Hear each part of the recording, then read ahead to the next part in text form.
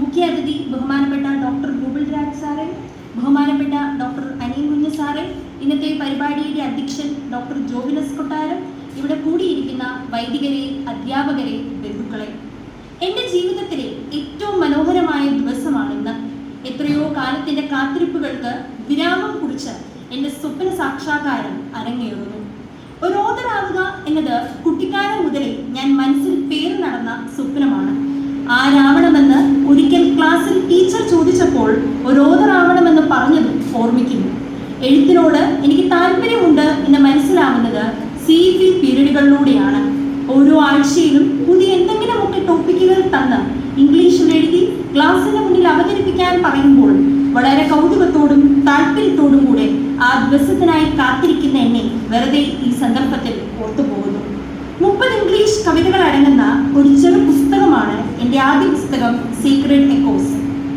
ദൈവം എന്ന ബോധ്യം കെട്ടുപോകുന്ന കൗമാരത്തിൽ ദൈവത്തെ തേടിയിറങ്ങാൻ ഞാൻ ഒരു പരിശ്രമം നടത്തി.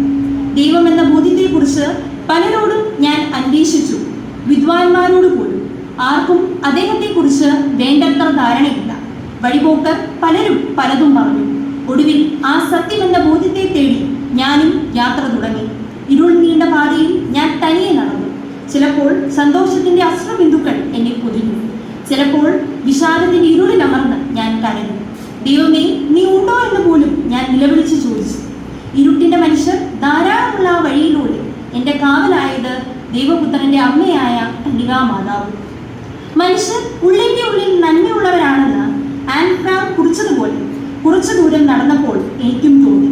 ദുഷ്ടരുടെയും അസൂയുള്ളവരുടെയും ക്രൂരരുടെയും നടുവിലും വെളിച്ചത്തിന്റെ അന്യായികൾ മനുഷ്യരുണ്ട് എന്ന് ഞാൻ തിരിച്ചറിഞ്ഞു. യാത്ര ആരംഭിച്ച വർഷങ്ങൾക്കിപ്പുറവും ഞാൻ ദൈവം എന്ന ബോധ്യത്തിൽ നിന്ന് ദൂരെയാണ്. അദ്ദേഹത്തെ കണ്ടെത്താനാവില്ല എന്നുള്ള വിമർശനത്തിന് മുമ്പിലൊന്നും ഞാൻ പതറില്ല. കാരണം നേരിയൊരു വെളിച്ചം ഇന്നും എനിക്ക് കാണാം. ഈ കവിതകൾ ആ വെളിച്ചത്തെക്കുറിച്ചും വെളിച്ചത്തിന്റെയും ഇരുളിന്റെയും മനുഷ്യരെ കുറിച്ചുമാണ്. ആദ്യ കവിതകൾ എന്ന രീതിയിൽ പോരായ്മകൾ ഉണ്ടായേക്കാം, പക്ഷേ ആ ദിവ്യ വെളിച്ചമാണ് എനിക്ക് കവിതകൾ നൽകുന്നത്. അതിനാൽ ഈ കവിതകൾ വെറും ഒരു നേരം പോക്കല്ല, ദൈവം എന്ന ശക്തിയാണ്, മനുഷ്യൻ എന്ന ജീവനാണ്. ഈ യാത്രയിൽ സ്വാധീനിച്ചവരോടും വിമർശിച്ചവരോടും ഒത്തിരി കടപ്പാടുണ്ട്. ഒരു ലോക്ക്ഡൗൺ ഈസ്റ്റർ ദിനത്തിലാണ് ആദ്യമായി ഞാൻ ഒരു കവിത എന്ന് പറയാവുന്ന രീതിയിൽ എന്തൊക്കെയോ കുത്തിക്കുറിക്കുന്നത്. ഈശോയുടെ ജനനവും പരസ്യ ജീവിതവും ഉയർപ്പിനും സ്വർഗാരോഹണത്തിനും അപ്പുറം ഈശോ ഇന്നും ജീവിക്കുന്നു എന്നതായിരുന്നു കവിതയുടെ പ്രമേയം. എഴുതി കഴിഞ്ഞ ഉടനെ ഞാൻ ഈ കവിത കാണിക്കുന്നത് അച്ഛയാണ്. അച്ഛയെ അത് വായിച്ച് സപ്പോർട്ട് ചെയ്യുകയും വീണ്ടും വീണ്ടും എഴുതണമെന്ന് പറയുകയും ചെയ്തു. ഇതായിരുന്നു എൻ്റെ ആദ്യ പ്രചോദനം. ലോക്ക്ഡൗൺ കാലത്ത് അങ്ങനെ കവിതകൾ എന്ന് പോലും വിശേഷിപ്പിക്കാനാവാത്ത കവിതകൾ എഴുതിക്കൊണ്ടേയിരുന്നു. അന്ന് എനിക്ക് ധാരാളം സപ്പോർട്ട് നൽകിയത് എൻ്റെ അച്ഛയും അമ്മയും പിന്നെ എൻ്റെ പ്രിയപ്പെട്ട അധ്യാപകരായ ജിമ്മി സാറും ബിന്ദു മിസ്സും ശ്രീവിദ്യ മിസ്സുമാണ്.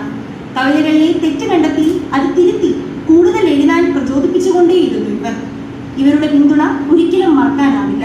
ഈ ഒരു അവസരത്തിൽ എൻ്റെ മമ്മിയും ഒരു എഴുത്തുകാരിയാണ്. കവിതകൾ വായിച്ച് സ്വാധീനിച്ച് കാവ്യവാസനകൾക്ക് സപ്പോർട്ട് തരുന്നതിൽ മമ്മി എന്നും ശ്രദ്ധാലുമായിരുന്നു. മമ്മിയെ നന്ദിയോടെ ഓർക്കുന്നു. ഇവിടെ സന്നിഹിതനല്ലെങ്കിലും അപ്പച്ചനെയും നന്ദിയോടെ ഓർക്കുന്നു. കവിതകൾ ടൈപ്പ് ചെയ്ത് സഹായിച്ച് ഞാനൊന്ന് കരയുമ്പോൾ ആശ്വസിപ്പിക്കുകയും ചെയ്യുന്ന എൻ്റെ അഞ്ജലി നന്ദിയോടെ ഓർക്കുന്നു. എൻ്റെ പ്രിയ കൂട്ടുകാരികളായ ദിയെ, മരിയെ, നേഹയെ, ഇവരെ ഓർക്കാതെ മുന്നോട്ട് പോകുവാൻ എനിക്ക് സാധിക്കുകയില്ല. കവിതകൾ എഴുതുന്നുണ്ട് അവൾ എന്ന് അച്ഛൻ പറഞ്ഞപ്പോൾ മുതൽ നമുക്കതൊരു പുസ്തകമാക്കാമെന്ന് പറഞ്ഞ് മുന്നോട്ട് വരികയും പബ്ലിഷിങ്ങിൻ്റെ സമയം ഉടനീളം തന്നെ കാര്യങ്ങൾ ചെയ്ത് മികച്ചൊരു പുസ്തകം ഇന്നിവിടെ അവതരിപ്പിക്കാൻ കാരണക്കാരൻ ജോബിനങ്കളാണ്. ഒത്തിരി തിരക്കുകളുള്ള വ്യക്തിയാണെങ്കിലും പുസ്തകത്തെക്കുറിച്ചുള്ള എൻ്റെ കുഞ്ഞു കുഞ്ഞു സംശയങ്ങൾ യാതൊരു പരിഭവമില്ലാതെ ക്ലിയർ ചെയ്ത് തന്നതിലും ഒത്തിരി നന്ദിയുണ്ട്. പരിചയപ്പെട്ട ആദ്യ ദിവസം മുതലേ എനിക്ക് കട്ട സപ്പോർട്ട് നൽകി കൂടെയുള്ള ഒരു വ്യക്തിത്വം. ഒരു കവിത എഴുതി കഴിഞ്ഞാൽ ഞാനത് ഫ്രാൻസിസ് അച്ഛന് അയക്കാൻ മറക്കാറില്ല. അന്നേ ദിവസം തന്നെ വായിച്ച് അച്ഛൻ മറുപടി നൽകും. എൻ്റെ ആദ്യ പുസ്തകത്തിൻ്റെ അവതാരിക എഴുതിയതും അച്ഛനാണ്. വീണ്ടും വീണ്ടും എഴുതുക എന്ന അച്ഛൻ്റെ പ്രചോദനപരമായ വാക്കുകൾ എന്നും എനിക്ക് ബലമാണ്. പുസ്തകത്തിൻ്റെ ആദ്യ കോപ്പി നൽകിയപ്പോൾ അച്ഛൻ്റെ മുഖത്ത് ഉതിർന്ന വാത്സല്യവും സ്നേഹവും മറക്കാനാവില്ല. അച്ഛ, ഒത്തിരി നന്ദി. പ്രകാശനത്തെക്കുറിച്ച് പറഞ്ഞ സമയം മുതൽ സ്വന്തം കാര്യമെന്ന പോലെ നിർദ്ദേശം നൽകി ഞങ്ങളുടെ ഒപ്പം കൂടെ നിന്ന റൂബിൾ രാജ് സാറിനെ സ്മരിക്കാതെ കടന്നു പോകാനില്ല. സ്ഥാനമാനങ്ങൾ ഏറെയെങ്കിലും ലാളിത്യത്തിൻ്റെ പര്യായം. വാത്സല്യത്തോടെയുള്ള സാറിന്റെ നിർദ്ദേശങ്ങൾ ഇന്നും എനിക്ക് ഊർജ്ജമാണ്. ആദ്യം മുതലേ എനിക്ക് നല്ല പിന്തുണ നൽകുന്ന അനിയൻകുഞ്ഞ് സാറിനെ നന്ദിയോടെ ഓർക്കുന്നു. ഇനിയും ഒട്ടേറെ ദൂരം എനിക്ക് പോകുവാനുണ്ട്. അതിന് നിങ്ങൾ ഓരോരുത്തരുടെയും സപ്പോർട്ടും പ്രാർത്ഥനകളും ആവശ്യമാണ്. ഇവിടെ സന്നിഹിതരായിരിക്കുന്ന അധ്യാപകർക്കും ബന്ധുക്കൾക്കും സുഹൃത്തുക്കൾക്കും നന്ദി പറഞ്ഞുകൊണ്ട് ഞാൻ നിർത്തുന്നു. നന്ദി. അധ്യക്ഷൻ, എൻ്റെ പ്രിയ ശിഷ്യനുമായ ഡോക്ടർ ജോബിനസ് കൊട്ടാരം,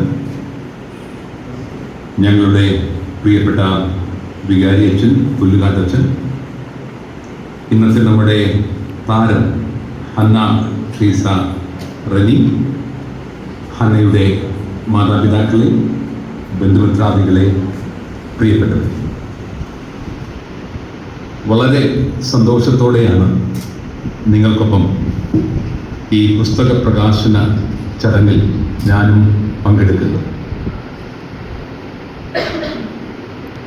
പങ്കെടുക്കാനിരുന്നപ്പോൾ എൻ്റെ മനസ്സിലൊരു അസൂയ നിഴലിട്ടു എന്ന് പറയാതിരിക്കുന്നതും ശരിയല്ല എന്ന് പറയും.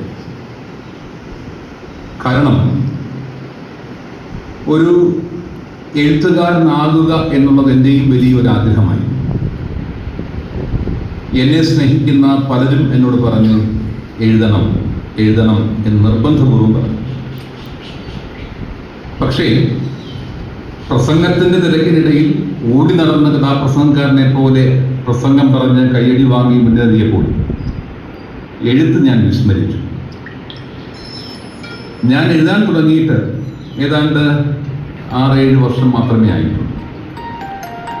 പക്ഷെ ഇവിടെ ഒരു സ്കൂൾ വിദ്യാർത്ഥിനിയാണ് ഇന്ന് തൻ്റെ പുസ്തകം പ്രകാശനം ചെയ്യുന്ന ചടങ്ങിൽ നമ്മൾ പ്രത്യേകമായ വിധത്തിൽ ആദരിക്കുകയും ചെയ്യും. ഇത്തരമൊരു കവിതാ പുസ്തകവുമായി കടന്നു വന്ന ഹന്നയെ ഞാൻ ആത്മാർത്ഥമായി അഭിനന്ദിക്കുകയാണ്. കൂടുതൽ നന്നായി എഴുതുവാൻ ഹന്നയ്ക്ക് സാധിക്കട്ടെ എന്ന് ആശംസിക്കുന്നു, പ്രാർത്ഥിക്കുന്നു. ഈ ചടങ്ങിൽ പങ്കെടുക്കുമ്പോൾ എനിക്കുള്ള മറ്റൊരു സന്തോഷം എൻ്റെ പ്രിയപ്പെട്ട ശിഷ്യൻ റനിയുടെ മകളാണ് ഹന്ന എന്നുള്ളതാണ്. SP കോളേജിലെ എൻ്റെ പ്രിയപ്പെട്ട വിദ്യാർത്ഥിയായിരുന്നു റനി. പഠിക്കുന്ന കാര്യത്തിലൊക്കെ അല്പം പുറകോട്ട് നിന്നുവെങ്കിലും അധ്യാപകരെ സ്നേഹിക്കുവാനും ബഹുമാനിക്കുവാനും റനി കാണിച്ച ഒരു മാതൃക ഇന്നും ശ്ലാഘനീയമാണ്. നിർവാഹമില്ല. അങ്ങനെയുള്ളവരാണ് ജീവിതത്തിൽ വിജയിക്കുക. ഞാൻ ഇതിൻ്റെ പിറകിൽ പ്രവർത്തിച്ച റനിയെയും റനിയുടെ സഹധർമ്മിണി എഴുത്തുകാരിയാണ് എന്നുള്ള വിവരം ഇപ്പോഴാണ് ഞാൻ അറിയുന്നത്. അദ്ദേഹത്തിൻ്റെ സഹധർമ്മിണിയെയും ഞാൻ അഭിനന്ദിക്കുന്നു. മഹിമൻ്റെ സ്വന്തം ആളാണല്ലോ. എൻ്റെ സഹോദരിയുടെ ഏറ്റവും അടുത്ത സുഹൃത്ത്. മഹിമ ഞാനിങ്ങനെ തപ്പി കണ്ടില്ല, ഇവിടെ ഞാൻ ഉണ്ടോ നോക്കിയിട്ട് കണ്ടില്ല. ഓക്കെ, അതും എനിക്ക് സന്തോഷമുള്ള കാര്യമാണ്. മഹിമ എൻ്റെ ഒരു സഹോദരിയുടെ ഏറ്റവും അടുത്ത സുഹൃത്താണ്. അവരിപ്പോഴും വളരെയധികം ആത്മാർത്ഥമായ ബന്ധം നിലനിർത്തുന്നവരാണ്. ഞാൻ തിരക്കുകളൊക്കെ ഉണ്ടെങ്കിലും ഞാനിപ്പോൾ വലിയൊരു സംരംഭത്തിൽ ഇരിക്കുകയാണ്. വലിയൊരു സംരംഭം, ഒരു ആയുസ് കൊണ്ട് നേടിയെടുക്കേണ്ട ഒരു വലിയ ഉത്തരവാദിത്വത്തിലേക്ക് ഞാൻ കടന്നിരിക്കുകയാണ്. അത് മറ്റൊന്നുമല്ല, കുട്ടികൾക്ക് വേണ്ടി ബൈബിൾ എഴുതുന്ന പണി ഞാൻ ആരംഭിച്ചിരിക്കുകയാണ്. അത് പൂർത്തിയാക്കണം, അതിനുള്ള ആയുസ് എനിക്ക് തരണമേ എന്നുള്ള പ്രാർത്ഥനയോടെയാണ് ഓരോ ദിവസവും ഞാൻ ജീവിക്കുന്നത്. അത്തരമൊരു സംരംഭത്തിലേക്ക് പോകാനുള്ള കാരണം, കഴിഞ്ഞ ദിവസം ഞാൻ എൻ്റെ കൊച്ചുമകൾ വിദേശത്ത് നിന്ന് വന്നപ്പോൾ അവർക്ക് എന്തെങ്കിലും സമ്മാനം കൊടുക്കണമല്ലോ എന്ന് കരുതി ഒരു ചിൽഡ്രൻസ് ബൈബിൾ വാങ്ങിക്കൊടുത്തു, ഇംഗ്ലീഷ് വേർഷൻ. അവൾ 2ാം ക്ലാസ്സിൽ പഠിക്കുന്ന കുട്ടിയാണ്, അവൾക്ക് അധികം വായിക്കാൻ അറിയില്ല. ഞാനത് വായിച്ചു കൊടുത്തു, അവളത് റിപ്പീറ്റ് ചെയ്ത് പറയുന്നു. പക്ഷേ വായിച്ചപ്പോഴാണ് മനസ്സിലാകുന്നത്, ഒരു കോളേജ് അധ്യാപകനായ, ഇംഗ്ലീഷ് അധ്യാപകനായ എനിക്ക് പോലും മനസ്സിലാക്കാൻ പ്രയാസമുള്ള ഭാഷയാണ് ഈ കുട്ടികളുടെ ബൈബിളിലെ ഭാഷ. അതുകൊണ്ട് ഞാൻ വിചാരിച്ചു, ഇനിയുള്ള കാലം കുട്ടികൾക്ക് വേണ്ടി ചെലവഴിക്കാം, അവർക്ക് വേണ്ടി ബൈബിൾ എഴുതി തുടങ്ങാം എന്ന് ആലോചിക്കുകയും ചങ്ങനാശ്ശേരി സെൻറ് ജോസഫ് പ്രസ്സുമായിട്ട് ബന്ധപ്പെടുകയും അവരത് പബ്ലിഷ് ചെയ്യാൻ സമ്മതിക്കുകയും ചെയ്തു. ഞാനതിൻ്റെ എഴുത്ത് തുടങ്ങി എന്ന് പറഞ്ഞാൽ അധികമൊന്നും ആയിട്ടില്ല. ഉൽപ്പത്തിയുടെ 42 അധ്യായങ്ങളുടെ കഥ രൂപത്തിലാണ്, അല്ലാതെ നമ്മൾ വായിക്കുന്ന ബൈബിൾ പോലെ വാക്യമനുസരിച്ചുള്ളതല്ല. എൻ്റെ കഥയാണ്. അത് ഏറ്റവും സിമ്പിളായി കുട്ടികൾക്ക് വേണ്ടി പറയുകയാണ്. അങ്ങനെയുള്ള ഒരു മനസ്സോടെ ഇരിക്കുമ്പോൾ ഇത്തരം ഒരു പുസ്തകം പ്രകാശനം ചെയ്യുവാൻ എന്നെ ക്ഷണിച്ചതിൽ എനിക്കതിയായ സന്തോഷമുണ്ട്. ഈ തിരക്കിനിടയിലും ഞാൻ ഈ പുസ്തകം മുഴുവൻ വായിച്ചു. ഈ കവിതാ പുസ്തകം മുഴുവൻ ഞാൻ വായിച്ചു, സമയമെടുത്ത് വായിച്ചു. ഇന്നെൻ്റെ മകൻ എൻ്റെ മുമ്പിൽ വലിയൊരു ഓഫർ വെച്ചിരുന്നു. അച്ചാച്ചനെ കൊണ്ടൊന്ന് ചേർത്തല പോകാം, മധുച്ചേട്ടൻ്റെ അവിടെ നിന്ന് മീൻ വാങ്ങിത്തരാം എന്നൊക്കെ പറഞ്ഞ് വലിയൊരു ഓഫർ അവൻ വെച്ചു. ഞാൻ ആ ഓഫറും നിഷേധിച്ചുകൊണ്ടാണ് ഇന്ന് ഈ വായന നടത്തിയത്, അല്ലെങ്കിൽ വായന തീരില്ല. അതുകൊണ്ടാണ് ഞാൻ മനസ്സിലാക്കുന്നത്, ഒരു കവിക്ക് 2 കാര്യങ്ങൾ നിർബന്ധമായി ഉണ്ടാകും. ഒന്ന് സെൻസിബിലിറ്റി, 2 ഇമാജിനേഷൻ. സെൻസിബിലിറ്റി എന്ന് പറഞ്ഞാൽ ചുറ്റും നടക്കുന്ന കാര്യങ്ങൾ മാറി നിന്ന് കാണുന്ന വ്യക്തിയല്ല കവി. അഥവാ മാറി നിന്ന് കണ്ടാലും ചുറ്റും നടക്കുന്ന സംഭവങ്ങളോട് മാനസികമായി ഐക്യപ്പെടുന്ന വ്യക്തിയാണ് കവി. ചുറ്റും നടക്കുന്ന സംഭവങ്ങൾ വേദനിപ്പിക്കുന്ന വ്യക്തിയാണ് കവി. അതാണ് സെൻസിബിലിറ്റി എന്ന് പറയുന്നത്. ആരുടെയെങ്കിലുമൊക്കെ വേദന അവരുടെ മാത്രം വേദനയായി നിന്നാൽ, അങ്ങനെയാണ് നമ്മളതിനെ കാണുന്നത് എങ്കിൽ ഒരിക്കലും നമുക്കൊരു കവി ആകാൻ സാധിക്കുകയില്ല. അവരുടെ വേദന അവർ അനുഭവിക്കുന്ന തീവ്രതയിൽ എനിക്ക് അനുഭവിക്കാൻ സാധിച്ചാൽ എനിക്ക് സെൻസിബിലിറ്റി ഉണ്ടാകും. അങ്ങനെ ഞാനൊരു കവിയാകും. ഒപ്പം ഭാവനയും ആവശ്യമാണ്. ഈ 2 കാര്യങ്ങളുടെയും ചില, നമ്മൾ പറഞ്ഞില്ലേ, പൊട്ടിത്തെറിച്ച ചില കഷ്ണങ്ങൾ നമ്മളുടെ ഈ പുതിയ കവിയിലുണ്ട് എന്ന് ഞാൻ കവിതകളിലൂടെ കടന്നുപോയപ്പോൾ മനസ്സിലാക്കുകയുണ്ടായി. എല്ലാ കവിതകളെ പറ്റിയും ഞാൻ പറയാൻ ആഗ്രഹിക്കുന്നില്ല. ഏതാനും ചില കവിതകൾ എടുത്ത് അതിൻ്റെ പ്രത്യേകത എന്ത് എന്ന് പറയാൻ ശ്രമിക്കുകയാണ്. ഫ്രണ്ട്ഷിപ്പിനെ കുറിച്ച് വളരെ മനോഹരമായ ഒരു കവിത ഇതിലുണ്ട്, സൗഹൃദത്തെക്കുറിച്ച്. ആ കവിതയിൽ സൗഹൃദത്തിൻ്റെ മാധുര്യവും പ്രാധാന്യവും വളരെ ഭംഗിയുള്ള വാക്കുകളിൽ ഈ കവി രചിച്ചിട്ടുണ്ട്. ഇന്ന് നമ്മുടെ നേട്ടങ്ങൾക്ക് വേണ്ടി, നമ്മുടെ ആവശ്യങ്ങൾക്ക് വേണ്ടി മാത്രം സൗഹൃദം നിലനിർത്തുമ്പോൾ അതിനപ്പുറത്തുള്ള ഒരു സൗഹൃദത്തിലേക്ക്, ബന്ധത്തിലേക്ക് നാം പോകേണ്ടതിൻ്റെ ചിന്തയും ഈ കവിതയിൽ നമുക്ക് വായിച്ചെടുക്കുവാൻ സാധിക്കുന്നതാണ്.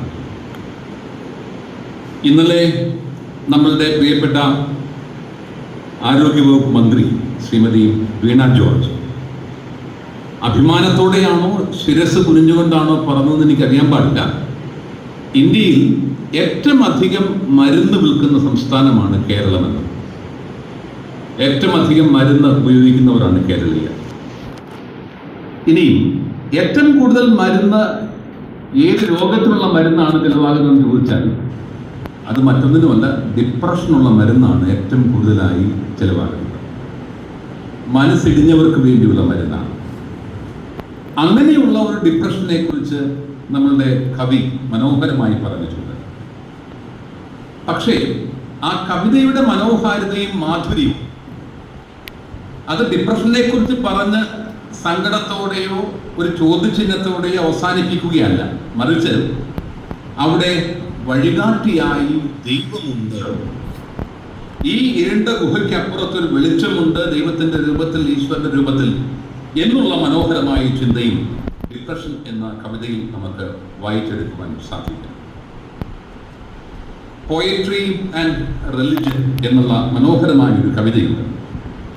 അതിൽ മനുഷ്യവർഗത്തെ സ്നേഹിക്കുവാൻ, നന്ദിയുള്ളവരായിരിക്കുവാൻ, ലോകത്തെക്കുറിച്ച്, സൃഷ്ടാവിനെക്കുറിച്ച് ചിന്തിക്കുവാൻ, തനിക്ക് ഉൾക്കരുത്തും മുഖവും നൽകുന്ന കവിതാ രചനയെക്കുറിച്ച്, ഇതെല്ലാം തന്നെ ആ കവിതയിൽ നമുക്ക് വായിക്കുവാൻ സാധിക്കും.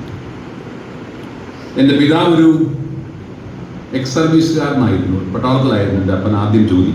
അതുകൊണ്ട് തന്നെ a love letter to a soldier എന്ന് പറഞ്ഞ കവിത എൻ്റെ മനസ്സിനെ തൊട്ടു എന്ന് പറയുവാൻ ഞാൻ ആഗ്രഹിക്കുകയാണ്.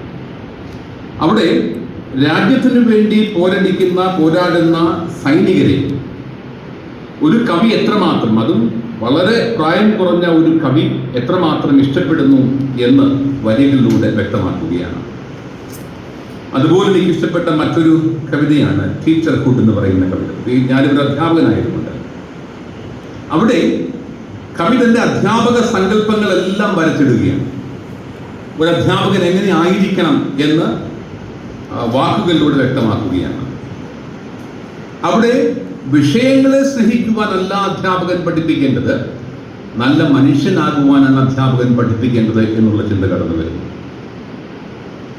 അധ്യാപികയെ വിളിക്കുന്നത് രണ്ടാം അമ്മയെന്നാണ്. നമ്മുടെ വിദ്യാലയം മറ്റൊരു കുടുംബമെന്നാണ് നമ്മൾ പറയുന്നത്. രണ്ടാം അമ്മയെന്നും സുഹൃത്തായിട്ടുമൊക്കെയാണ് അധ്യാപികയെ കവി വിശേഷിപ്പിക്കുന്നത്. അതോടൊപ്പം തന്നെ വിദ്യാർത്ഥികളെ ചെത്തിമിനുക്കുന്ന പരുക്കനായിട്ടുള്ള വിദ്യാർത്ഥികളുടെ ഭാവങ്ങളെ, പരുക്കനായിട്ടുള്ള വിദ്യാർത്ഥികളുടെ ചിന്തകളെ, അടുക്കും ചിട്ടയുമില്ലാത്ത തോന്നലുകളെ, അവയൊക്കെ തന്നെ ചെത്തിമിനുക്കുന്ന വ്യക്തിയാണ് അധ്യാപിക എന്നുള്ള ചിന്തയും അവിടെ കടന്നു വരുന്നുണ്ട്.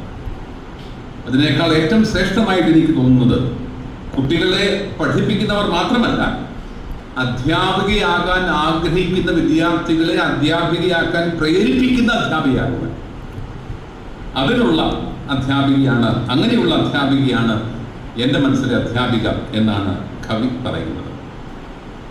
എന്തിന്, കവിതയെക്കുറിച്ച് തന്നെ ഒരു കവിത ഇതിനകത്തുണ്ട്. പോയട്രി എന്നാണ് അതിൻ്റെ പേര്. കവി എന്ന് പറയുന്നത് എന്ത് കണ്ടാലും അസ്വസ്ഥനാകുന്ന വ്യക്തിയാണ്. എന്ത് കണ്ടാലും ഒന്നുകിൽ സന്തോഷം കൊണ്ട് അസ്വസ്ഥനാകും, അല്ലെ ദുഃഖം കൊണ്ട് അസ്വസ്ഥനാകും, വേദന കൊണ്ട് അസ്വസ്ഥനാകും. അങ്ങനെ എങ്ങനെ അസ്വസ്ഥനാകുന്നു, വേദന എങ്ങനെയാണ് കവിയെ അസ്വസ്ഥനാക്കുന്നത് എന്നുള്ള ചിന്ത പോയട്രി എന്ന കവിതയിൽ നാം വായിച്ചെടുക്കുന്നു. അതുപോലെ നമുക്കൊക്കെ ഇഷ്ടം തോന്നുന്ന ഒരു കവിതയാണ് ഗാന്ധിജി. ഗാന്ധിജി പഠിപ്പിച്ച അഹിംസയുടെ പാഠങ്ങൾ, ആ ഗാന്ധിജിയുടെ കൊലപാതകം, ഇതിനെക്കുറിച്ചൊക്കെ വളരെ വേദനയോടെ ഈ യുവകവി തൻ്റെ കവിതയിൽ വിവരിക്കുന്നത് വളരെ സന്തോഷത്തോടെ വായിച്ചെടുക്കുവാൻ സാധിക്കും. ഏറ്റവും അവസാന ഭാഗത്തേക്ക് വരുമ്പോൾ ഏറ്റവും അനുയോജ്യമായ ഒരു കവിതയാണ് ഏറ്റവും അവസാന ഭാഗത്ത് കൊടുത്തിരിക്കുന്നത്. അവർ ഗോഡ് ഈസ് ഓസം. ഈ ഓസം എന്ന് പറയുന്നത് ഞങ്ങളുടെ തലമുറയുടെ വാക്കാണ്, ന്യൂജൻ തലമുറയുടെ വാക്കാണ്. അവർ ഗോഡ് ഈസ് ഓസം എന്നാണ് പറയുന്നത്. ആ കവിതയിൽ ദൈവത്തിലുള്ള വിശ്വാസവും പ്രതീക്ഷയും ഏറ്റുപറഞ്ഞ് നന്ദിയോടെ കവി ആ കവിത പൂർത്തിയാക്കുകയാണ്. ഈ കാലഘട്ടത്തിൽ പ്രകാശം കുറഞ്ഞു വരികയും അന്ധകാരം വർദ്ധിക്കുകയും ചെയ്യുന്ന ഈ കാലഘട്ടത്തിൽ ഇതുപോലെ പ്രകാശം പരത്തുന്ന കവിതകൾ ഇനിയും ഉണ്ടാകട്ടെ. പ്രകാശം പരത്തുന്ന കവിയായി ഹന്ന ട്രീസായിക്ക് മാറുവാൻ സാധിക്കട്ടെ എന്നുള്ള ആശംസയോടെ, പ്രാർത്ഥനയോടെ എൻ്റെ വാക്കുകൾ പൂർത്തിയാക്കുന്നു. ദൈവം നമ്മെയും ഹന്നയെയും അനുഗ്രഹിക്കും.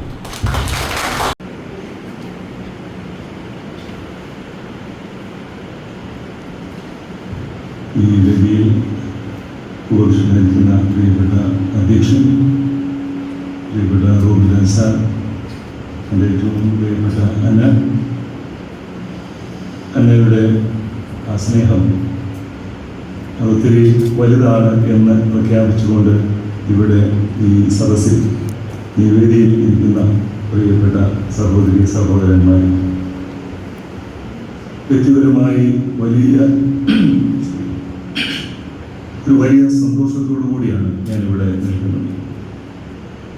പലപ്പോഴും വൈദികൻ എന്ന നിലയിൽ സഭാ സന്താനങ്ങളെ ഓർത്ത് സന്തോഷിക്കുകയും അഭിമാനിക്കുകയും ചെയ്യേണ്ടതായ ഒത്തിരി സാഹചര്യങ്ങൾ ഉണ്ടാകാറുണ്ട്. ഒരു വികാരി എന്ന നിലയിൽ തീർച്ചയായിട്ടും അതിന് പല അവസരങ്ങളും ഉണ്ടായിട്ടുണ്ട്. ഈ ഇതിദാനം ഇടവകയെ സംബന്ധിച്ചിടത്തോളം, ഈ സ്ഥലത്തെ സംബന്ധിച്ചിടത്തോളം നിരവധി പേര് അപ്രകാരമുള്ള അഭിമാനകരമായ ആ സ്ഥാനങ്ങൾ അലങ്കരിക്കുന്ന ഒത്തിരിയേറെ സഭയുടെ സന്താനങ്ങളുണ്ട് എന്നുള്ളത് നമുക്കറിയാം. പ്രഗത്ഭരായിട്ടുള്ള വിവിധ മേഖലകളിൽ അവരുടെ കഴിവുകൾ തെളിയിച്ചിട്ടുള്ള നിരവധി പേരെ കഴിഞ്ഞ ഏതാനും ദിവസങ്ങൾക്ക് മുൻപ് ആദരിക്കുകയുണ്ടായി. ബഹുമാനപ്പെട്ട റൂബിൾ രാജ് സാറും ജോബിനസ് കൊട്ടാരവും അനിൽ കുഞ്ഞ് സാറും അതുപോലെ പ്രഗത്ഭരായിട്ടുള്ള ഒരു നീണ്ട നിലയുള്ള ഈ ഇടവകയിൽ പുതിയ ഒരു താരോദയം കൂടി ഇവിടെ സംഭവിക്കുകയാണ്. വളരെ സൗമ്യമായ മുഖത്തോടെ എപ്പോഴും എൻ്റെ മുമ്പിൽ പ്രത്യക്ഷപ്പെടുന്ന അന്ന ഈ ഗണത്തിലേക്ക് അറിയപ്പെടുന്ന അല്ലെങ്കിൽ കഴിവുകളുടെ ഒരു സമാഹാരം ജീവിതത്തിൽ സ്വന്തമാക്കിയിട്ടുള്ള ഈ ഒരു കവയിത്രി അവരുടെ സമാഹാരം, അവരുടെ ആദ്യത്തെ കവിതയുടെ സമാഹാരത്തിൻ്റെ പ്രകാശനത്തിലൂടെ ആ സ്ഥാനത്തേക്ക് ഉയർന്നിരിക്കുകയാണ്. എനിക്കറിയാം ഇനി ഇതൊരു ചുവടുവെപ്പാണ്, ഒരു യാത്രയുടെ ആരംഭമാണ്. ഇനി ഒത്തിരിയേറെ കവിതകൾ ഇപ്രകാരം ഇനി പ്രകാശനം ചെയ്യുവാനായിട്ട് ഇടയാകും എന്നുള്ളതിന് യാതൊരു സംശയവുമില്ല. നമുക്കറിയാം സാഹിത്യ രചനകൾ എന്നും മനുഷ്യന്റെ സംസ്കാരത്തെയും അതിൻ്റെ കാലഘട്ടങ്ങളെയും ഒക്കെ വളരെ വ്യക്തമായിട്ട് അവതരിപ്പിക്കാറുണ്ട്.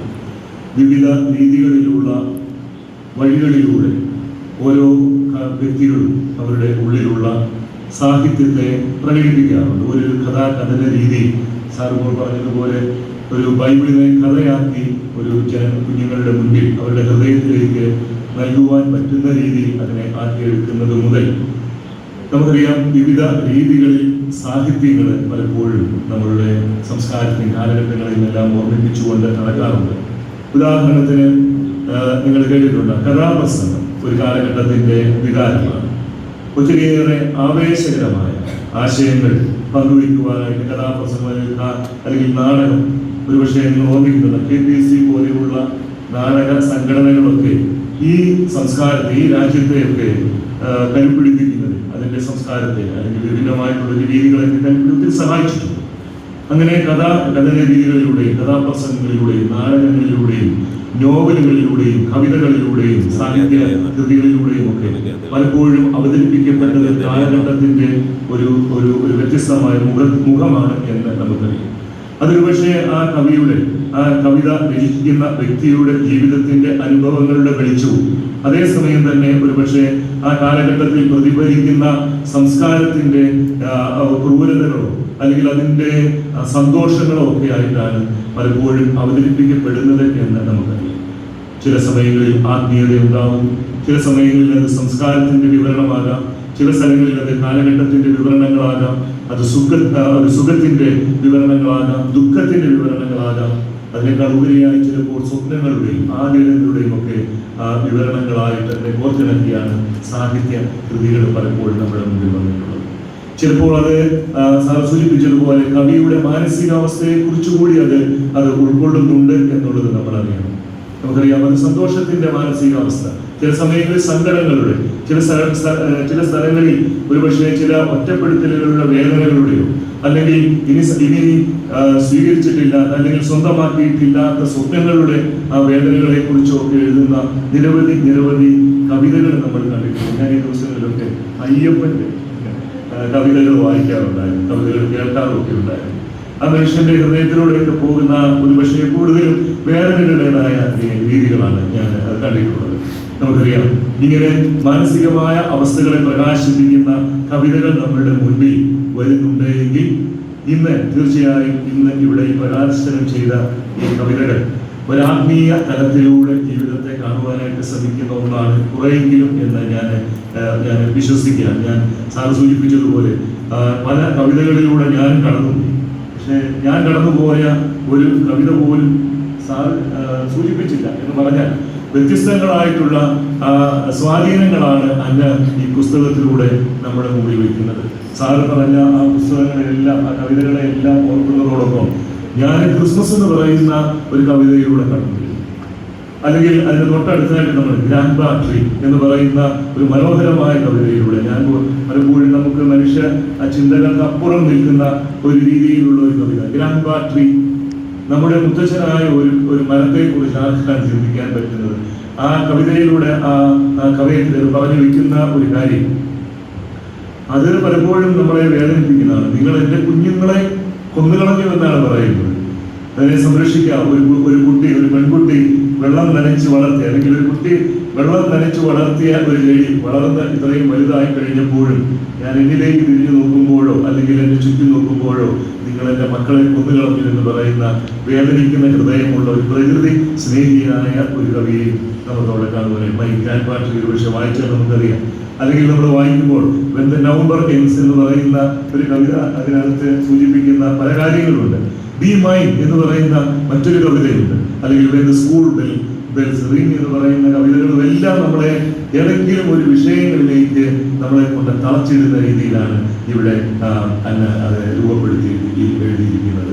പ്രിയപ്പെട്ടവരെ, നമ്മുടെ ഹന്നയുടെ കവിതകൾ ലളിതമായി ആരംഭിച്ച്, ഞാൻ ആ കവിതകളിലൂടെ കടന്നു പോയപ്പോൾ വളരെ ലളിതമായിട്ട് ആരംഭിച്ച് ഇംഗ്ലീഷ് ഭാഷയുടെ വ്യാകരണ അല്ലെങ്കിൽ ഒരു പദ സമുച്ചയത്തിലേക്ക് നമ്മളെ കൊണ്ടുപോകുന്ന ഒന്നായിട്ട് അത് രൂപാന്തരപ്പെട്ടുകൊണ്ടിരിക്കുകയാണ്. നമുക്കറിയാം, അവരുടെ സ്വപ്നങ്ങൾ ലിപികളായിട്ട് ഇന്ന് എഴുതപ്പെട്ട് വളർച്ച പ്രാപിച്ച് ഒരു പുസ്തക രൂപത്തിൽ അത് ഈ സമൂഹത്തിന്റെ മുമ്പിൽ നിൽക്കുമ്പോൾ പുതിയ കവിതകൾ നമുക്കറിയാം യഥാർത്ഥത്തിൽ അത് ഇംഗ്ലീഷ് കവിതകളായിട്ട് വളർന്നു വന്നപ്പോൾ അതിനെ തുലനം ചെയ്യുവാനായിട്ട് നമുക്ക് വിദേശ കവികളുടെ രീതികൾ, ഞാനത് പറയാൻ കാരണം ഞാൻ ഒരിക്കൽ എനിക്ക് എൻ്റെ പൗരോഹിത്യ സ്വീകരണത്തിന്റെ സമയത്ത് എനിക്ക് വേണ്ടി ഒരു കവിത, മനോഹരമായ ഈ കവിത ഞാൻ എൻ്റെ ഓസ്ട്രേലിയയിലുള്ള ഒരു സുഹൃത്തിന് അത് പങ്കുവച്ചപ്പോൾ എന്നോട് ചോദിച്ച ഒരു ചോദ്യം ഇതാണ്: ഇത് നമ്മുടെ നാട്ടിലെ ഒരു കുട്ടി എഴുതിയതാണോ എന്നോട് ചോദിച്ചു. സത്യം പറയണം, ഞാൻ പറഞ്ഞു അതെ, ഒരു നാട്ടുകാരിയായ എൻ്റെ ഇടവകയിൽ ഒരു പെൺകുട്ടി എഴുതിയ കവിതയാണ്. പക്ഷെ അത് അവർക്ക് വിശ്വസിക്കുവാനായിട്ട് സാധിച്ചില്ല. കാരണം അതിൽ ഉപയോഗിച്ചിരിക്കുന്ന ആ പദങ്ങളുടെ ധാരാളിത്വം, അല്ലെങ്കിൽ വൊക്കാബുലറി എന്ന് നമ്മൾ പറയുന്ന ആ പദങ്ങൾ എവിടെ നിന്നോ നമ്മൾ കേട്ടിട്ട് പോലും ഇല്ലാത്ത പദങ്ങൾ, അതിൻ്റെ അർത്ഥതലങ്ങൾ, വ്യത്യസ്തങ്ങളായിട്ടുള്ള അർത്ഥങ്ങളൊക്കെ അത് മനസ്സിലാക്കി വന്നപ്പോൾ ഒരു വളരെ ഉത്തമമായ ഒരു കവിത ആയിട്ട് അത് മാറിയിട്ടുണ്ട്. അത് അങ്ങനെ ഒരു ചില്ലുകൂടിയിട്ട് അത് തന്നിട്ടുണ്ട്. ഞാൻ പറയുന്നത് അപ്രകാരം ഒരു മനോഹരമായ ആ ഇംഗ്ലീഷ് കവിതകളോട് തന്നെ തുലനം ചെയ്ത് നിൽക്കാവുന്ന രീതിയിലുള്ള കവിതകളാണ് ഇന്ന് അല്ല എഴുതിക്കൊണ്ടിരിക്കുന്നത് എന്ന് എനിക്കറിയാം. അതുകൊണ്ടാണ് ഞാൻ പറഞ്ഞത് പദാനുപദമായിട്ട് ഒരു വലിയ ഒരു കവയത്രിയായിട്ട് അവർ രൂപാന്തരപ്പെടുന്നത് ഞാൻ കാണുകയാണ്. അതുകൊണ്ട് വായനക്കാരെ നമുക്കറിയാം പ്രബുദ്ധരാക്കുന്ന, പൂർണ്ണമായി തൃപ്തരാക്കുന്ന രീതിയിലുള്ള ഭാവനകളും വാക്കുകളും പദ സൗന്ദര്യങ്ങളുമെല്ലാം നിറയ്ക്കുന്ന ഒന്നായിട്ടാണ് അന്നയുടെ രചനകളെ ഞാൻ മനസ്സിലാക്കുന്നത്. എല്ലാ നന്മയും കൊണ്ടും അന്ന പറയുവാനായിട്ട് ഇടയാകട്ടെ. ഒരിക്കൽ കൂടി അഭിമാനത്തോടുകൂടി പറയുവാൻ സാധിക്കും. ഇവിടെ ഇടവകയുടെ ഒരു സമ്പത്താണ്, അതിൻ്റെ ഒരു ഭാഗമാണ് എന്ന് തീർച്ചയായും ഞാൻ ഈ സമയത്ത് പറയുവാൻ ആഗ്രഹിക്കുകയാണ്. നമ്മുടെ ഇടവക ദിനത്തിൽ പ്രത്യേകമായ വിധം അന്നെ ഞങ്ങൾ ആദരിക്കുകയുണ്ടായി. ഈ സമയത്ത് ഞാൻ മാതാപിതാക്കളെ കൂടി അനുമോദിക്കുവാനായിട്ട് ആഗ്രഹിക്കുന്നു. അങ്ങനെ വിലയേറിയ പലതും നമ്മൾ നൽകുമെങ്കിലും അതെല്ലാം പാഴ് വസ്തുക്കളായിട്ട് മാറാൻ അധിക സമയങ്ങളൊന്നും കുട്ടികളുടെ ജീവിതത്തിൽ ഇല്ല എന്ന് നമുക്കറിയാം. എത്ര വിലയേറിയ വസ്തുക്കൾ നമ്മൾ വാങ്ങിയാലും ഏതാനും ദിവസങ്ങൾക്കുള്ളിൽ അത് പാഴ് വസ്തുക്കളുടെ ഗണത്തിലേക്ക് പോവുകയാണ്. ആ സമയത്ത് ആവശ്യമായ പേനയും പെൻസിലും പേപ്പറും വാങ്ങി ആ കുട്ടിയുടെ അവളുടെ ആ കവിത എന്നുള്ള ആ വലിയ സ്വപ്നത്തെ, അല്ലെങ്കിൽ സാഹിത്യ മേഖലയിലുള്ള ആ സ്വപ്നത്തെ അത് ജീവനുള്ളതാക്കി മാറ്റുവാൻ സഹായിച്ച മാതാപിതാക്കളെയും തീർച്ചയായിട്ടും ഈ സമയത്ത് നന്ദിയോടുകൂടി ഓർക്കേണ്ടതായിട്ടുണ്ട്. അതുകൊണ്ട് പ്രിയപ്പെട്ട സഹോദരി സഹോദരന്മാരെ, കവിതകളും സാഹിത്യങ്ങളും സൃഷ്ടികളെന്ന ഇന്നും നിലനിൽക്കുന്ന ഒന്നാണ് എന്ന് നമുക്കറിയാം. അതിന് അന്ത്യമില്ലാത്ത ഒന്നാണ്. കാരണം എല്ലാ കാലത്തും മനുഷ്യന്റെ ജീവിതത്തിന്റെ സൂചിപ്പിച്ചതുപോലെ നിരാശകളിൽ കൂടി പോലും കടന്നു പോകുന്ന മനുഷ്യന് പ്രത്യാശയ്ക്ക് കാരണമായിട്ട് മാറുന്നത് പലപ്പോഴും പുസ്തകങ്ങളാണ്. അനേകം മനുഷ്യരുടെ ചരിത്രങ്ങൾ നമുക്ക് അത് മനസ്സിലാക്കുവാനായിട്ട് സാധിക്കും. എവിടെയോ ലഭിക്കുന്ന ഏതാനും തുണ്ടു പേപ്പറുകളിൽ കുറിക്കപ്പെട്ട ചില വിധികളിൽ നിന്ന് അതിൻ്റെ ഉള്ളിലൂടെ കണ്ടെത്തുന്ന അർത്ഥതലങ്ങളിലൂടെ ഒത്തിരിയേറെ ഭക്തികൾ അവരുടെ ജീവിതത്തിന്റെ നഷ്ടമായ ജീവിതത്തെയും സ്വപ്നങ്ങളെയും ഒക്കെ തിരികെ പിടിച്ചത് നമ്മൾ കാണാറുണ്ട് ചരിത്രത്തിന്റെ പല ഭാഗങ്ങളിലും പല സാഹിത്യകാരന്മാരുടെ ഇടയിലും. അതുകൊണ്ട് തീർച്ചയായും ഈ എഴുതപ്പെട്ടിരിക്കുന്ന കവിതകൾക്ക് അതിൻ്റെതായ ഭാവങ്ങളുണ്ട്, അതിൻ്റെതായ ലക്ഷ്യങ്ങളുണ്ട് എന്ന് നമുക്കറിയാം. ഏതെങ്കിലും ഒരു കാലഘട്ടങ്ങളിലൊക്കെ മനുഷ്യന്റെ ഹൃദയങ്ങളെ ഇപ്രകാരമുള്ള സന്തോഷങ്ങളിലേക്ക് നയിക്കുവാൻ ഈ കവിതകൾ കാരണമാകും എന്ന് അടിയുറച്ച് വിശ്വസിച്ചുകൊണ്ട് സാഹിത്യ മേഖലയിൽ ഒരു പുതിയ കാലമായി, ഒരു സൂര്യോദയമായിട്ട് വരുന്ന അന്ന എല്ലാ നന്മകളും നമ്മുടെ എല്ലാ ആശീർവാദങ്ങളും അർഹിക്കുന്നുണ്ട് എന്ന് ഈ പുസ്തകം വായിക്കുമ്പോൾ നമുക്ക് മനസ്സിലാവും. ഞാൻ എല്ലാവരുടെയും പേരിൽ ഹൃദയപൂർവ്വം എനിക്ക് എല്ലാ ആശംസകളും നേരുന്നു. ഇനിയുള്ള സാഹിത്യപരമായ ആ സ്വപ്നങ്ങളെ സാക്ഷാത്കരിക്കുവാനായിട്ട് നമ്മുടെ എല്ലാവരുടെയും പ്രോത്സാഹനം ഉണ്ടാകണം, നമ്മുടെ എല്ലാവരുടെയും പ്രാർത്ഥനകൾ ഉണ്ടാകണം. ഞാൻ ഈ സമയത്ത് ഒരിക്കൽ കൂടി എല്ലാ ആശംസകളും ഈ ഇടവകയുടെ പേരിൽ സമർപ്പിച്ചുകൊണ്ട് നിർത്തുന്നു. നന്ദി. അനുഭവ സമ്പന്നമായ എഴുത്തുകാരൻ ഇടവകയുടെ വികാരിയായി സേവനമനുഷ്ഠിക്കുന്ന പ്രിയപ്പെട്ട ഫ്രാൻസിസ് എഴുതാൻ സാർ. ഇത്തിത്താൻ പ്രദേശം ഒരുപക്ഷെ കേരളത്തിലെങ്ങും അറിയപ്പെടുന്നതിന് കാരണക്കാരനായിട്ടുള്ള പ്രിയങ്കരനായ റൂബൽ സാർ, പ്രിയ സുഹൃത്തുക്കളെ, വളരെയധികം സന്തോഷത്തോടു കൂടിയാണ് ഞാൻ ഈ വേദിയിൽ നിൽക്കുന്നത്. ലോകത്തിലെ ഏറ്റവും അധികം എഴുത്തുകാരുള്ള നാട് ഐസ്ലാൻഡാണ്. ഐസ്ലാൻഡിൽ ഏതാണ്ട് 12 പേരിൽ ഒരാൾ പബ്ലിഷ്. ഇന്നലെ ആരോഗ്യമന്ത്രി വീണ ജോർജ് നടത്തിയ പ്രസംഗത്തിൽ കേരളത്തിലെ ഏറ്റവും അധികം ആളുകൾ ഡിപ്രഷന് മരുന്ന് കഴിക്കുന്നു എന്നുള്ളൊരു കാര്യമാണ്. എന്നാൽ വേൾഡ് ഹാപ്പിനെസ് ഇൻഡെക്സിൽ ലോകത്ത് മുൻനിരയിൽ നിൽക്കുന്ന രാജ്യം സ്കാൻഡിനേവിയൻ കൺട്രീസാണ്. സ്വീഡൻ, ഐസ്ലാൻഡ് പോലെയുള്ള രാജ്യങ്ങളാണ്.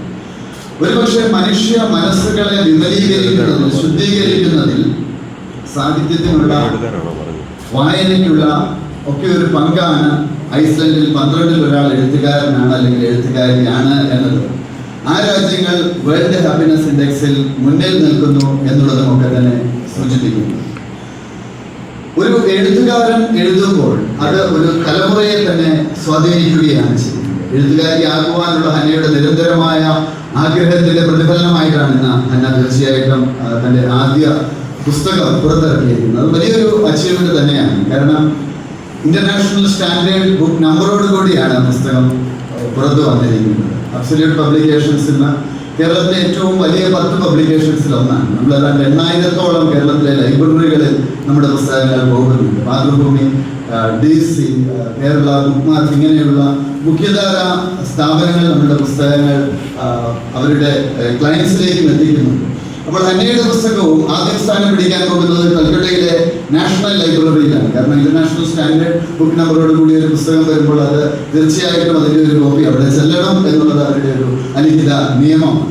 അപ്പോൾ ഇത്തിത്താനത്ത് നിന്നും അല്ലെങ്കിൽ ചങ്ങനാശ്ശേരിയിൽ നിന്നും കൂടുതൽ ആളുകളിലേക്ക് ഹന്ന എന്ന എഴുത്തുകാരി അറിയപ്പെടുമ്പോൾ അതിപ്പോൾ നമുക്കൊരു അഭിമാനം പകരേണ്ട ഒരു കാര്യമാണ്. പലപ്പോഴും 7 തലമുറ കൂടുമ്പോഴാണ് ഒരു എഴുത്തുകാരനുണ്ടാവുക എന്നൊക്കെ പലരും പറയാറുണ്ട്. എന്തുമാവട്ടെ, ഒരിക്കൽ നെപ്പോളിയൻ ബോണാപ്പാർട്ട് പറഞ്ഞൊരു വാചകം എൻ്റെ മനസ്സിലേക്ക് കടന്നു വരികയാണ്. അദ്ദേഹം പറഞ്ഞു, 1000 ബയണറ്റുകളേക്കാൾ ഞാൻ ഭയക്കുന്നത് ഒരു തുള്ളി മഷിയെയാണ്. സാമ്രാജ്യങ്ങളെ തിരുത്തി കുറിക്കുവാൻ പലപ്പോഴും ശക്തി എഴുത്തിനുണ്ടായിരുന്നു. വോൾട്ടേറുടെയും റൂസോയുടെയും മോണ്ടസ്ക്യൂവിന്റെയും ആശയങ്ങളാണ് ഫ്രഞ്ച് വിപ്ലവത്തിന് കാരണമായിട്ടുള്ളത്. ജാസ്മിൻ വിപ്ലവം എന്നറിയപ്പെട്ട മുല്ലപ്പൂ വിപ്ലവം മിഡിൽ ഈസ്റ്റിലേക്ക് ആഞ്ഞടിച്ചപ്പോൾ അത് തുടക്കം കുറിച്ചത് ഫേസ്ബുക്കിൽ ചിലർ കുത്തിക്കുറിച്ച ഏതാനും വരികളാണ്. അപ്പോൾ കൂടുതൽ ഉയരങ്ങളിലേക്ക് വരും കാലഘട്ടങ്ങളിലും പോകുവാൻ ഹന്നയ്ക്ക് തീർച്ചയായിട്ടും കഴിയും.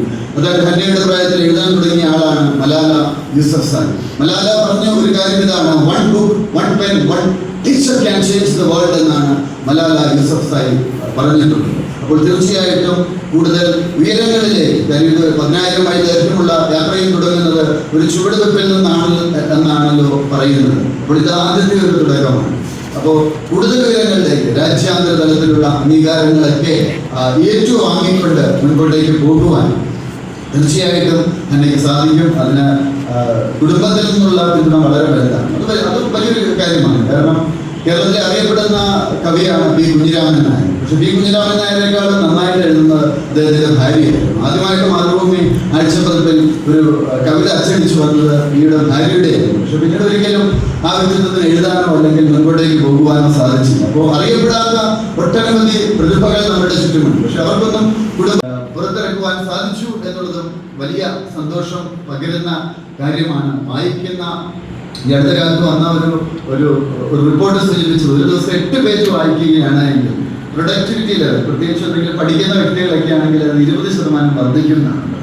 അപ്പോൾ തീർച്ചയായിട്ടും കൂടുതൽ ആളുകൾ ഹന്നയുടെ പുസ്തകങ്ങൾ വായിക്കട്ടെ. അപ്പോൾ നിങ്ങളും ഇന്ന് ചടങ്ങിൽ വന്ന നിങ്ങൾ ഓരോരുത്തരും 100 രൂപയാണ് ആ പുസ്തകത്തിന്റെ വില. അത് സാധിക്കുന്ന ആളുകളൊക്കെ വാങ്ങി ഹന്നയെ പ്രോത്സാഹിപ്പിക്കുക. കൂടുതൽ വിവരങ്ങളിലേക്ക് കടന്നു ചെല്ലുവാൻ, വരുന്ന തലമുറയ്ക്ക് പ്രോത്സാഹനമേകുന്ന തലത്തിലേക്ക് കടന്നു ചെല്ലുവാനും ഒക്കെ ഹന്നയ്ക്കും സാധിക്കട്ടെ. ഒപ്പം ഈ ചടങ്ങിനെല്ലാം പിന്തുണയും നൽകിയത് റൂബിൾ സാറും അതുപോലെ ഫ്രാൻസിസ് പുലിക്കാട് അച്ഛനുമാണ് നമ്മുടെ കുട്ടികൾ. നമ്മുടെ ഇടയിൽ നിന്ന് പലരും പറയും, ഞാൻ രാവിലെ ചെത്തുപുഴ പള്ളിയിൽ അവിടുത്തെ പേരൻസിന് ഒരു ക്ലാസ് എടുക്കാനിടയായി. അപ്പോൾ എന്നോട് അച്ഛൻ പറഞ്ഞു, നമ്മുടെ കുട്ടികൾ നേതൃരംഗത്തേക്ക് വരുന്നതിനെ കുറിച്ച് സംസാരിക്കണമെന്ന് പറഞ്ഞു. അപ്പോൾ നമുക്ക് തന്നെ ഉദാഹരണങ്ങൾ ഒരുപാടുണ്ട്. എന്നെ പോലെയുള്ള വിദ്യാർത്ഥികളൊക്കെ അവരൊക്കെ സാഹിത്യ രംഗത്തേക്കൊക്കെ കടന്നു വന്ന് നേതൃരംഗത്തേക്കൊക്കെ കടന്നു വരുമ്പോൾ ആ നാട്ടിൽ നിന്നുള്ള ഒരു പ്രോത്സാഹനം വളരെ വലുതാണ്. അപ്പോൾ അതിന് എല്ലാ സഹായ സഹകരണങ്ങളും ചെയ്തു കൊടുത്ത പ്രിയപ്പെട്ട ഫ്രാൻസിസ് പുലിക്കാട് അച്ഛനെ പ്രത്യേകം അഭിനന്ദിക്കുന്നു. അപ്പോൾ എൻ്റെ ഗുരുനാഥൻ കൂടിയാണ് റൂബിൾ സാർ.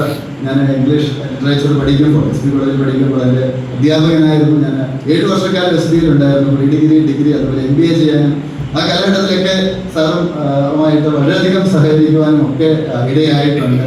സാറിൻ്റെ ഒരു വലിയ പ്രത്യേകതയായിട്ട് എനിക്ക് തോന്നുന്നു, എല്ലാവരെയും പ്രോത്സാഹിപ്പിക്കുന്ന ഒരു രീതിയാണ്. എല്ലാ മേഖലകളിലുള്ളവരെയും പ്രോത്സാഹിപ്പിക്കുന്നത്. ലോകമെമ്പാടുമുള്ള ശിഷ്യ സമ്പത്തൊക്കെ വളരെ അനുഗ്രഹപ്രദമായിട്ടുള്ളൊരു വ്യക്തിത്വമാണ്. ഞാൻ ഈ അടുത്ത കാലത്ത് ലണ്ടനിൽ ഒരു സിറ്റിയുടെ മേയർ, അദ്ദേഹം ഞങ്ങളെ ഒരുമിച്ച് കണ്ടപ്പോൾ പറഞ്ഞു, സാറിൻ്റെ ശിഷ്യനാണ് ടോം ആദിത്യ എന്നാണ്. അദ്ദേഹം ലണ്ടനിലെ ഒരു സിറ്റിയുടെ മേയറാണ്. പറയുകയുണ്ട്, കഴിഞ്ഞ ദിവസം ഇവിടെ അടുത്തൊരു ഫംഗ്ഷൻ ഒരു സിവിൽ സർവീസ് ഉദ്യോഗസ്ഥൻ വന്നു. അദ്ദേഹം എഴുത്തുകാരനും കൂടിയാണ്, ലിവിൻ രാജൻ എന്നാണ് പേര്. അപ്പോൾ എൻ്റെ അടുത്ത സുഹൃത്താണ്. അപ്പോൾ അദ്ദേഹം ഞാനിപ്പോൾ ഇത്തിത്താനത്തേക്ക് ഇവിടെ വീട് വാങ്ങി ഇങ്ങോട്ടേക്ക് മാറി എന്നൊക്കെ പറഞ്ഞപ്പോൾ ആദ്യം ചോദിച്ചത് റൂബിൾ സാറിൻ്റെ കാര്യം. അങ്ങനെ കേരളത്തിലൊക്കെ ഇന്ത്യ ഒട്ടാകെ അറിയപ്പെടുന്ന ഒരു വ്യക്തിത്വം അദ്ദേഹവും ഈ ചടങ്ങിനെ ധന്യമാക്കി. അതൊക്കെ ഒരു ഹനയ്ക്ക് നൽകുന്ന ഒരു വലിയ പ്രോത്സാഹനമാണ്. കൂടുതൽ ഉയരങ്ങളിലേക്ക് ഇനിയും എത്തിച്ചേരുവാൻ കഴിയട്ടെ എന്ന് പറഞ്ഞുകൊണ്ട് പബ്ലിഷർ എന്നുള്ള രീതിയിൽ എല്ലാവിധ ആശംസകളും നേരുന്നു. നന്ദി, നമസ്കാരം. പബ്ലിഷിംഗിന്റെ സമയം ഉടനീളം കാര്യങ്ങൾ കൈകാര്യം ചെയ്ത് മികച്ച പുസ്തകം ഞങ്ങൾക്ക് നൽകിയ ഡോക്ടർ ജോബിനസ് കൊട്ടാരത്തിന് ഒത്തിരി നന്ദി.